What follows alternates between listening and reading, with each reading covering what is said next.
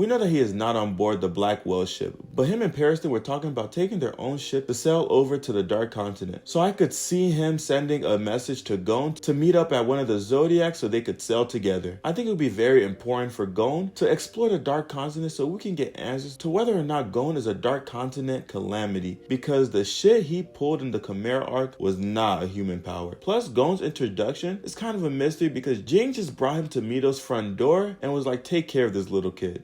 We were never even introduced to his biological mother, but I'm gonna create a separate video on that topic, so please stay tuned in. Next, I think KILLUA will probably enter the Dark Continent along with his father because they probably would do some boss training in this little time skip. And I won't lie, after seeing KILLUA handle one of the Royal Guards in the Chimera arc, I know he's gonna be an absolute demon after Silva's done with him. He already is a demon, by the way, but you know what I mean. And after this training, Silva will realize that his son is ready to take on the Dark Continent. Side note, I think Silva knows the truth about Aluka and won't go to the Dark Continent without her, so this will be a very interesting storyline. Because Togashi has already kind of told us that Nanika is a Dark Continent calamity known as I. And we know that Zig-Zodic, who is a legendary member of the family, has already been to the Dark Continent, so that would be an interesting voyage for the rest of the Zodic family to follow as a tradition. Lastly, I've heard some rumors that Gyro is supposed to be the final villain of the story. Togashi has already hinted at him a few times in the manga, and he's a complete mystery. He does give final boss energy. I honestly thought that Beyond Netero was going to be the final boss because nothing about him seems good, and if he's Netero's son, you know he is about to be freaking broken. Also, there's word on the street that he too is a calamity of the Dark Continent. And maybe we get to see a 1v1 between them, which will be sensational.